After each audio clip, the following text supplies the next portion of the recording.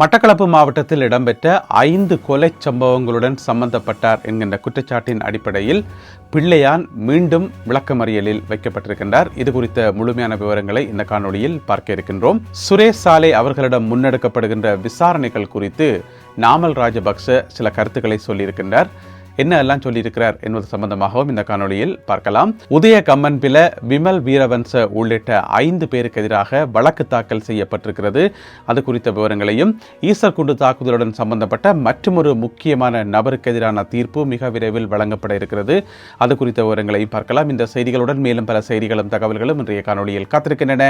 தமிழடியான் சொந்தங்கள் அனைவருக்கும் வணக்கம். ஜூன் மாதம் 16ஆம் தேதி 2026ஆம் ஆண்டு செவ்வாய்க்கிழமை. வாருங்கள் காணொளிக்குள் போகலாம். பிள்ளையான் எனப்படும் சிவநேசத்துறை சந்திரகாந்தன் இப்போதைக்கு வெளியில வரவே முடியாது. ஏற்கனவே உங்களுக்கு தெரியும், பேராசிரியர் ஒருவர் கடத்தப்பட்டு காணாமல் போனமை சம்பந்தமாக அவர் கைது செய்யப்பட்டிருந்தார். பிறகு ஈஸ்டர் குண்டு தாக்குதல் சம்பந்தப்பட்ட விசாரணைகளும் அவரிடத்தில் நடந்துருக்குது. அது ஒரு பக்கம் போய்கொண்டிருக்குது. இதுக்கு புறம்பாக இன்னும் ஒரு 5 பேர் கடத்தப்பட்டு கொல்லப்பட்டார்கள் என்று சொல்லி, அதாவது 2008ஆம் ஆண்டில் மட்டக்களப்பு மாவட்டத்தில் வெவ்வேறு சந்தர்ப்பங்களில் 5 பேர் கொல்லப்பட்டிருக்கிறார்கள் பிள்ளையான் குழுவினரால். அதில் பிள்ளையானுக்கு 3வது எதிரியாக குற்றம் சாட்டப்பட்டிருக்கிறார். மொத்தம் 5 பேருக்கு எதிராக குற்றச்சாட்டுகள் முன்வைக்கப்பட்டிருக்கின்றன. பிள்ளையான் இந்த வழக்குகளில் 3வது எதிரியாக குறிக்கப்பட்டு அவருக்கு விளக்கமறியல் நீடிக்கப்பட்டிருக்கிறது. எனவே இது சம்பந்தப்பட்ட வழக்கு விசாரணைகள் நேற்று திங்கட்கிழமை மட்டக்களப்பு நீதவான் நீதிமன்றத்தில் இடம்பெற்றது. இந்த கொலை சம்பவங்கள் என்னென்னு பார்த்தீங்கன்னு எல்லாமே 2008ஆம் ஆண்டுல நடந்தது. முதல்ல பார்த்தீங்கன்னு சொன்னா 2008ஆம் ஆண்டு ஜனவரி மாதம் 9ஆம் தேதி கல்லடி முருகன் ஆலயத்துக்கு பக்கத்தில் இருக்கக்கூடிய ஒரு கிரவுண்ட் ஒன்று, ஒரு பிளே கிரவுண்ட் ஒன்றில் வச்சு ஒரு முன்னாள் போலீஸ் உத்தியோகத்தர் ஒருவர் சுட்டுக் கொல்லப்பட்டிருந்தவர். அவருடைய அந்த கொலைக்கு பிள்ளையான் தான் காரணம் என்றது விசாரணைகளில் உறுதிப்படுத்தப்பட்டிருக்கிறது. இது முதலாவது சம்பவம். பிறகு 2008ஆம் ஆண்டு மே மாதம் 22ஆம் தேதி காத்தான்குடி பகுதியில் 2 பேர் கொல்லப்பட்டிருந்தார்கள். அவர்களுடைய கொலைகளுக்கும் இவர்தான் காரணம் என்று சொல்லி, அதுக்கு பிறகு ஆகஸ்ட் மாதம் 2008ஆம் ஆண்டு ஆகஸ்ட் மாதம் 20ஆம் தேதி வவுனதீவு கண்ணன்குடா பகுதியில் ஒருவர் கொல்லப்பட்டிருந்தார். அவருடைய கொலைக்கும் இவர்தான் காரணம் என்று சொல்லி, மற்றது பேராசிரியர், கிழக்கு பல்கலைக்கழக பேராசிரியர், அவருடைய கொலையும் இதுக்குள்ள சேருது. எனவே 5 பேரை கொலை செய்தார்கள் என்கிற குற்றச்சாட்டின் அடிப்படையில் மொத்தமாக 5 பேருக்கு எதிராக குற்றப்பத்திரிகை தாக்கல் செய்யப்பட்டது நேற்று நீதிமன்றத்தில். அதில் பிள்ளையான் ஏற்கனவே கைது செய்யப்பட்டு விளக்கமறியலில் வைக்கப்பட்டிருக்கார். அதை விட இன்னும் 2 பேர் ஏற்கனவே கைது செய்யப்பட்டு அவர்களும் விளக்கமறியலில் தான் இருக்கிறார்கள். இதில் பார்த்தீங்கன்னு சொன்னால் ஒரு எதிரி, 5 எதிரிகளில் ஒரு ஆள் ஏற்கனவே தப்பியோடி வெளிநாட்டுக்கு போய்விட்டார் என்று சொல்லப்படுகிறது. பிள்ளையான் 3வது எதிரியாக பெயர் குறிக்கப்பட்டிருக்கின்றார். எனவே அது சம்பந்தப்பட்ட விசாரணைகளும் தொடர்ந்து இடம்பெறும். எனவே பிள்ளையான் மேல வர வழக்குகளும் விசாரணைகளும் கூடிக்கொண்டே போகுது. இது மட்டும்தான் கேசுகள் என்று சொல்லி யாருமே நினைக்க வேண்டாம். இன்னும் நிறையவே இருக்குது. போக போக அதுவும் வெளிவரும் என்று சொல்லி எதிர்பார்க்கப்படுகிறது. எனவே பிள்ளையான் இப்போதைக்கு வெளி உலகத்தை காணவே முடியாது என்றதுதான் மறக்க முடியாத உண்மையாகும். ஹேமஸ்ரீ பெர்னாண்டோ இவர் முன்னாள் பாதுகாப்பு செயலாளர். மிக முக்கியமாக இலங்கையில் ஈஸ்டர் குண்டு தாக்குதல் நடைபெற்ற போது இவர்தான் பாதுகாப்பு செயலாளராக இருந்தவர். அப்போ அவர் தான் பொறுப்பு. அவருக்கு தெரியாமல் எதுவுமே நடந்திருக்க முடியாது. அவருக்கு ஏற்கனவே தெரியுமாம் தாக்குதல் ஒன்று நடக்க போகுதுன்னு சொல்லி ஏற்கனவே அவருக்கு சொல்லியாச்சு. ஏற்கனவே எல்லாருக்குமே தெரியும், புலனாய்வு அதிகாரிகளுக்கும் தெரியும், ஜனாதிபதியாக இருந்த மைத்திரிபால சிறிசேனவுக்கும் தெரியும், இப்படி பெரிய பெரியாக எல்லாருக்குமே தெரியும் இங்கே ஒரு தாக்குதல் ஒன்று நடக்க போகுதுன்னு சொல்லி எல்லாரும் சேர்ந்து அப்படியே சொல்லி வச்ச மாதிரி இந்த முன்னெச்சரிக்கைகள், இந்த ரகசிய தகவல்கள் எல்லாத்தையும் தூக்கி அப்படியே ஓரமாக போட்டுட்டு எங்களுக்கு என்ன போச்சண்டி போட்டு பேசாமல் இருந்தவை. அதுக்கு பிறகுதான் தாக்குதல் வெற்றிகரமாக நடந்தது. அதாவது தாக்குதல் நடத்தியவர்களுக்கு வெற்றிகரமாக நடந்தது. அது காரணம் இவர்களுடைய இந்த அசட்டையான குணம்தான். அதில் மிக முக்கியமான ஆள் தான் பாதுகாப்பு செயலாளர் ஹேமஸ்ரீ பெர்னாண்டோ. அப்போ அவருக்கு எதிரான வழக்கு விசாரணைகள் நேற்று நீதிமன்றத்தில் இடம்பெற்றது. எங்கே என்று கேட்டிங்கன்னா கொழும்பு மேல் நீதிமன்றத்தில் நடந்தது.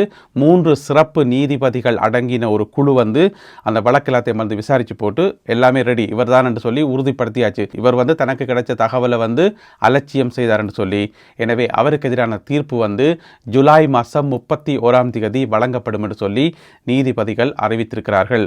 இந்த ஜூலை மாதம் 31ஆம் தேதி எங்கே கேள்விப்பட்ட மாதிரி கிடைக்க என்று பார்த்தீங்கன்னு சொன்னால், ஏற்கனவே முன்னாள் போலீஸ் மா அதிபர் பூஜித் ஜெயசுந்தர அவருக்கு எதிரான தீர்ப்பும் இதே வழக்கு தான், சேம் வழக்கு தான். அவருக்கு எதிரான தீர்ப்பும் ஜூலை மாதம் 31ஆம் தேதி தான் வழங்கப்பட இருக்கிறது. எனவே இந்த வருஷம் ஜூலை மாதம் 31ஆம் தேதி, அடுத்த மாதம் 31ஆம் தேதி அன்றைக்கு ஒரு வெள்ளிக்கிழமை மிக முக்கியமான தீர்ப்புகளால் இலங்கையே வந்து அதிரப்போது. பொதுவாகவே பார்த்தீங்கன்னு சொன்னால் ஒவ்வொரு வெள்ளிக்கிழமையும் ஏதாவது ஒரு சிறப்பு சம்பவம் நடந்து கொண்டே இருக்கும். அந்த அடிப்படையில் ஜூலை மாதம் 31 வெள்ளிக்கிழமையும் வந்து இலங்கையே அதிர்ற மாதிரி ஒரு தீர்ப்பு ஒன்று வழங்கப்பட இருக்கிறது. 2 முக்கியமான நபர்களுக்கு எதிராக. அவர்களுக்கு தீர்ப்பு வழங்கப்பட்டதை அடுத்து ஈஸ்டர் குண்டு தாக்குதலுடன் சம்பந்தப்பட்ட ஏனைய குற்றவாளிகளுக்கும் தீர்ப்புகள் வழங்கப்படும் என்று சொல்லி எதிர்பார்க்கப்படுகிறது. உதயகம்மன்பில, விமல் வீரவன்ச, திலித் ஜெயவீர உள்ளிட்ட 6 பேர், மொத்தமாக 6 பேர், அதாவது போன கிழமை இலங்கையில் வந்து அளவுக்கு அதிகமாக துள்ளினாக்கள் என்று சொல்லலாம், உண்ணாவிரதம் இருக்கிறோம், சத்தியாகிரக போராட்டம் நடத்துகிறோம் என்று சொல்லி குழப்பிக்கொண்டு வந்தார்களாம் இந்த 6 பேரும். இவர்களுக்கு எதிராக சிஐடியினர், குற்றப்புலனாய்வு பிரிவினர் நீதிமன்றத்தில் வழக்கு பதிந்திருக்கிறார்கள். என்ன வழக்குன்னு கேட்டீங்கன்னு சொன்னால், நீதிமன்றத்தை அவமதித்தார்கள் என்று சொல்லி நீதிமன்றம் ஒரு தீர்ப்பு சொன்னால் அதுக்கு வந்து கீழ்ப்பணியணும். அந்த தீர்ப்பில் வந்து உங்களுக்கு உடன்பாடு இல்லை என்று சொன்னால் நீங்கள் மேல்முறையீடு செய்யலாம். அப்படி தான் போக முடியுமே தவிர அதை விட்டு மைக்க பிடிச்சி கொண்டு நீதிமன்றத்தை பற்றி தேவையில்லாத கதையிலெல்லாம் கேட்கக்கூடாது. ஆனால் இந்த 6 பேரும் வாய வச்சு கொண்டு சும்மா இருக்க மாட்டோம்ன்றது உங்கள் எல்லாருக்குமே தெரியும். அதனால் குற்றப்புலனாய்வு பிரிவினர் நீதிமன்றத்தில் வழக்கு தொடுத்திருக்கிறார்கள், நீதிமன்றத்தை அவமதித்து விட்டார்கள் என்று சொல்லி. எனவே குற்றப்புலனாய்வு பிரிவினர் இவர்களுக்கு எதிராக வழக்கு தொடுத்திருக்கிறார்கள், நீதிமன்ற தீர்ப்பை வந்து அவமதித்தார்கள் என்று சொல்லி. ஏற்கனவே இவர்கள் எல்லாருக்குமே வந்து வேறு வேறு வழக்குகள், பல வழக்குகள் இருக்குது. அந்த வழக்குகளோட இந்த வழக்கு வந்து இப்போ புதுசாக சேர்ந்திருக்கிறது. அதுலேயும் பார்த்தீங்கன்னு சொன்னால் விமல் வீரவன்சவனுடைய பாடு பெற்றும்பாடு. இப்போதான் அவருடைய தம்பிக்கு வந்து வெளிநாட்டு பயணத்தடை விதிக்கப்பட்டிருக்கிறது. பிறகு அவருடைய மனைவிக்கு வந்து 2 ஆண்டுகள் சிறை தண்டனை இப்போ போன கிழமை தான் உறுதிப்படுத்தப்பட்டு அவ ஜெயிலுக்கு போயிட்டா. இப்படியே மனுஷன் நொந்து நூடுல்ஸ் ஆகி இருக்கும்போது இப்போ பார்த்தீங்கன்னு சொன்னால் சிஐடியினர் புதுசாக ஒரு வழக்கு ஒன்றை தொடுத்திருக்கிறார்கள். எனவே ஒன்றுமே செய்ய முடியாது, அந்த வழக்குக்கு முகம் கொடுக்கத்தான் வேணும். ஏன்னு சொன்னால் வாயை வச்சு ஒழுங்காக இருந்தால் தானே, அப்போ ஒன்றுமே செய்ய முடியாது. QR கோட் கேட்ட எரிபொருள் நிரப்பு நிலைய ஊழியர் தாக்கப்பட்டிருக்கிறார். இப்படியான ஒரு சம்பவம் ஒன்று பதிவாகி இருக்கிறது. எங்கேன்னு பார்த்தீங்கன்னு சொன்னால், மதுரங்குழி என்ற இடம் இருக்குதானே, அங்கே இருக்கக்கூடிய ஒரு பெட்ரோல் ஸ்டேஷனில் 2 பேர் ஒரு மோட்டார் பைக்கில் வந்து 2 பேர் வந்திருக்கீங்கன்னா பெட்ரோல் அடிக்கிறதுக்கு. இப்போ நீங்கள் படத்தில் பார்க்குறீங்க, இது வந்து சிசிடிவியில் எடுக்கப்பட்ட ஸ்க்ரீன்ஷாட். இதில் பாருங்கள், ஒரு சிவப்பு கலர் மோட்டார் சைக்கிள் ஒன்று இருக்குது. இந்த சிவப்பு கலர் மோட்டார் சைக்கிளில் இந்த 2 பேரும் வந்திருக்கீங்கன்னா பெட்ரோல் அடிக்கிறதுக்கு. அப்போ பெட்ரோல் ஸ்டேஷனில் வேலை செய்கிற அந்த ஊழியர் என்ன கேட்டிருப்பார்? QR கோட்டுங்கன்னு கேட்டிருப்பார். கட்டாயம் தானே வேணும். QR கோட் கேட்டதுக்கு அவைக்கு வந்து கோவம் வந்துட்டுது. யாரை பார்த்து QR கோட் கேட்குற? நாங்கள் யார் தெரியுமா? இந்த ஏரியாவில் மதுரங்குழியில் வந்து நாங்கள் எவ்வளோ பெரிய ஆக்கள் தெரியுமா? எங்களிடமா கேட்கிறாய் QR கோட் என்று சொல்லி, நான் நினைக்கிறேன் திருவிளையாடல் படத்தில் வர வசனம் எல்லாம் காய்ச்சிருப்பினோம் பொருளுக்கு.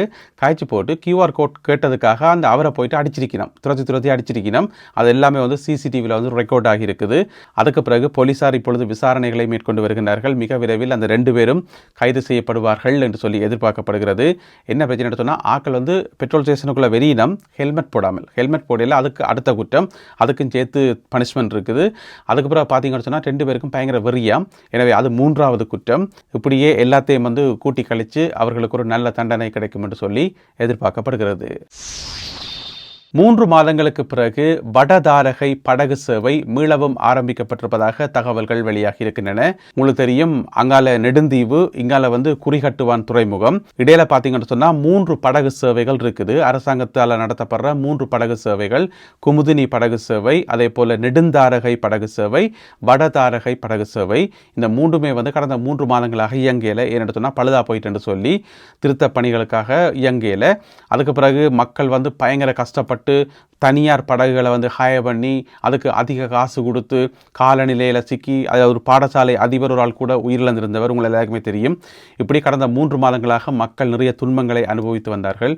இப்போ பார்த்தீங்கன்னு சொன்னால் நேற்றிலிருந்து வடதாரகை படகு சேவை ஆரம்பிக்கப்பட்டுள்ளது. செம்மணி மனித புதைக்குழியினுடைய அகழ்வு பணிகளின் 25வது நாள் நேற்றாகும். நேற்று பார்த்தீங்கன்னு சொன்னால் மொத்தமாக 5 மனித எலும்புக்கூட்டு தொகுதிகள் அடையாளம் காணப்பட்டிருக்கின்றன. அதே போல் ஏற்கனவே அடையாளம் காணப்பட்டு அகழ்ந்தெடுப்பதற்காக வைக்கப்பட்டிருந்த எலும்புக்கூட்டு தொகுதிகளில் வந்து 10 எலும்புக்கூட்டு தொகுதிகள் நேற்று அகழ்ந்தெடுக்கப்பட்டிருக்கின்றன. அந்த அடிப்படையில் மொத்தமாக இதுவரைக்கும் 360 மனித எலும்புக்கூட்டு தொகுதிகள் அடையாளம் காணப்பட்டு அவற்றிலே 351 எலும்புக்கூட்டு தொகுதிகள் வந்து அகழ்ந்தெடுக்கப்பட்டிருக்கின்றன. மிஞ்சின 9 வந்து அடையாளம் காணப்பட்டு வைக்கப்பட்டிருக்கிறது. இன்றும் நாளையும் அவை அகழ்ந்தெடுக்கப்படும் என்று சொல்லி எதிர்பார்க்கப்படுகிறது. சுரேஷ் சாலே அவர்களிடம் முன்னெடுக்கப்பட்டு வருகின்ற விசாரணைகள் தொடர்பாக நாமல் ராஜபக்சவிடம் சில கேள்விகள் வந்து கேட்கப்பட்டது. ஊடகவியலாளர்கள் வந்து சில கேள்விகளை கேட்டது. இந்த மாதிரி சுரேஷ் சாலிட்ட வந்து விசாரணைகள் நடக்குது. ஆனால் விசாரணைகளுக்கு ஒழுங்காக ஒத்துழைப்பு வழங்குறாரு இல்லையாமே, பாஸ்வேர்ட் கேட்டாலும் சொல்கிறார் இல்லையாம், கேள்விகள் கேட்டால் பதில் சொல்கிறார் இல்லையாமே, இதை பற்றி நீங்கள் என்ன சொல்கிறீங்கன்னு சொல்லி நாமல் ராஜபக்சட்ட கேட்கப்பட்டது. வேணுமென்று தான் இந்த கேள்வியை கேட்டு நான் நினைக்கிறேன். ஏனென்று சொன்னால் நாமல் ராஜபக்ச என்னதான் சொல்கிறார், என்னதான் மனசில் நெச்சு வச்சுக்காருன்னு சொல்லி அறியத்தானே வேணும். அதனால் வந்து ஊடகவியலாளர்கள் கேட்டிருக்கணும், இந்த மாதிரி ஒன்றுக்குமே கேட்ட கேள்விக்கு பதிலே சொல்கிறார் இல்லையே என்ன மாதிரி என்று சொல்லி கேட்டதுக்கு அதுக்கு அவர் சொல்லியிருக்கார், அப்படியெல்லாம் இருக்க வாய்ப்பு இல்லையே, அவர் எல்லா கேள்விக்கும் பதில் சொல்லுவார், பாஸ்வேர்ட் தானே வேணும், அதை நீங்கள் ஒழுங்காக கேட்டிருந்தீங்கன்னா சொல்லிக்க போகிறார், இதில் என்ன கிடக்குன்னு சொல்லி ஏதோ விசாரணை நடக்க பக்கத்தில் எட்டி பார்த்தால் மாதிரி நாமல் ராஜபக்ச வந்து பதில் சொல்லியிருக்கார். அதாவது சுரேஷ் சாலையிட்ட சும்மா சிம்பிளாக கேட்டாலே உடனே சொல்லுவாராம் பாஸ்வேர்ட் என்ன, ஃபோன் பாஸ்கோட் என்னன்னு சொல்லி எல்லாத்தையும் சொல்லுவாராம் என்று சொல்லி. ஆனால் இதுவரைக்கும் அவர் சொல்லவே இல்லை என்று தான் குற்றப்புலனாய்வு பிரிவினர் வந்து நீதிமன்றத்திலே வந்து சொல்லியிருக்கிறார்கள், விசாரணைக்கு வந்து ஒத்துழைப்பு வழங்குகிறார் இல்லை என்று சொல்லி. அப்போ விசாரணைக்கு வந்து ஒரு கைதி வந்து ஒத்துழைப்பு வழங்காட்டி அடுத்து என்ன செய்யணும், அவருக்கு என்ன ட்ரீட்மெண்ட் கொடுக்கணுமோ அந்த ட்ரீட்மெண்ட் கொடுக்கணும். முதல்ல சாதாரணமாக கேட்டு பார்க்குறது, ஒழுங்காக பதில் சொல்லலைன்னு சொன்னால் பிறகு என்னத்தை கையில் எடுப்பின மட்டும் உங்களை எல்லாருக்கும் தெரியும் தானே. எனவே அப்படி ஏதாவது ஒன்று கையில் எடுக்க போனால் உடனே சொல்கிறது மனித உரிமை மீறல், அவர் துன்புறுத்தப்படுகின்றார், அவர் வந்து கொடுமைப்படுத்தப்படுறார் என்று சொல்லி. பின்ன விசாரணை நடத்தைக்குள்ள கேட்குற கேள்விக்கு ஒழுங்காக பதில் சொல்லாட்டி பின்ன என்ன செய்கிறது, சாம்பிராணி புகையை காட்டுறது இல்லை தானே. அவருக்கு என்ன கொடுக்கணுமோ அதை தானே கொடுப்பினோம். எனவே இப்படி தான் போய்கொண்டிருக்குது. இருந்தாலும் நாமல் ராஜபக்ச இருண்ட விடிஞ்சவனு தெரியாதானே, அவர் சிம்பிளாக சொல்கிறார், கேட்டால் சொல்ல போகிறார், இது என்ன கிடக்கண்டி போட்டு. எனவே இப்படியான ஒரு பதிலை சொல்லியிருக்கின்றார் நாமல் ராஜபக்ஷ. இந்த காணொலியில் பகிர்ந்து கொள்ளப்பட்ட செய்திகள் தகவல்கள் தொடர்பான உங்களுடைய கருத்துக்களை மறக்காமல் கீழே எழுதுங்கள். மீண்டும் சந்திப்போம் உறவுகளே. நன்றி, வணக்கம்.